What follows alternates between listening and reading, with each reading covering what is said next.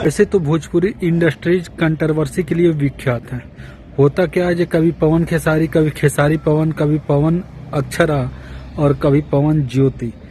ये भोजपुरी जो कंट्रोवर्सी है, इन सभी सितारों से अगर ऊपर उठ के आया तो नया मतलब विवाद ये हुआ है जो निशा उपाध्याय जो भोजपुरी की अच्छी गायिका है, और निशा उपाध्याय और गोलू राजा का स्टेज शो प्रोग्राम होता है गोरखपुर में। और होता क्या है, जो निशा उपाध्याय और गोलू राजा का जो एंकरिंग कर रहा होता है, जो अलाउंस कर रहा होता है, उस एंकरिंग करने वाले ने निशा उपाध्याय पे अभद्र टिप्पणी करता है।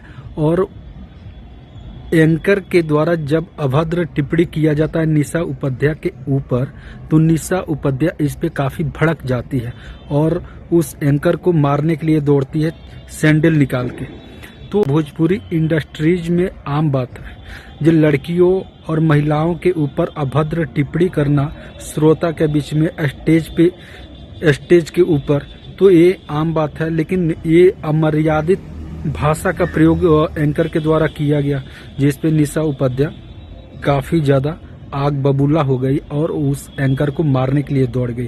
और होता क्या है, जो गोलू राजा भी मतलब बाज नहीं आते हैं, उल्टा सीधा मतलब टिप्पणी करते रहते हैं। जो उनके साथ लेडीज सिंगर अगर कोई गाती है, गोलू राजा के साथ में कोई भी लेडीज सिंगर गाती है, तो उसको उस लेडीज सिंगर को नीचा दिखाने के लिए तरह तरह के मतलब कमेंट करते रहते हैं गोलू राजा का यह बहुत ही मतलब पुरानी और गंदी आदत है। वो अपने से नीचा अपने जूनियर कलाकारों को हमेशा दिखाते हैं। ये गोलू राजा का बहुत पुराना आदत है और इसी आदत के चलते बहुत सारी लेडीज सिंगर गोलू राजा के साथ मंच साझा करना नहीं चाहती है।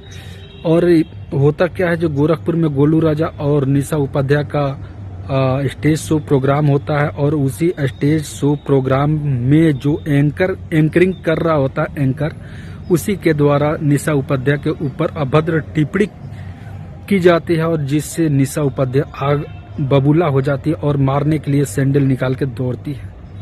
ये होता है भोजपुरी इंडस्ट्रीज में महिला कलाकारों के साथ। ये कोई आम बात नहीं है। अगर खेसारी लाल यादव के स्टेज पे जाएं तो खेसारी लाल यादव छेड़खानी करने से बाज नहीं आते हैं, और गोलू राजा के साथ में कोई लेडीज सिंगर मंच साझा करना नहीं चाहती है, क्योंकि यही जो भी मतलब कलाकार है अपने से जूनियर कलाकारों को कोई देखना नहीं चाहता, ठीक ना।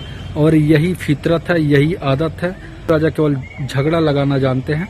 तो ये वीडियो को दबा के शेयर कीजिए। वीडियो अगर अच्छा लगे तो दबा के शेयर कीजिए। चैनल पे नए हैं तो चैनल को जरूर सब्सक्राइब कीजिए। मिलते हैं किसी नेक्स्ट वीडियो में नए अपडेट के साथ। तब तक के लिए जय हिंद, जय भोजपुरी।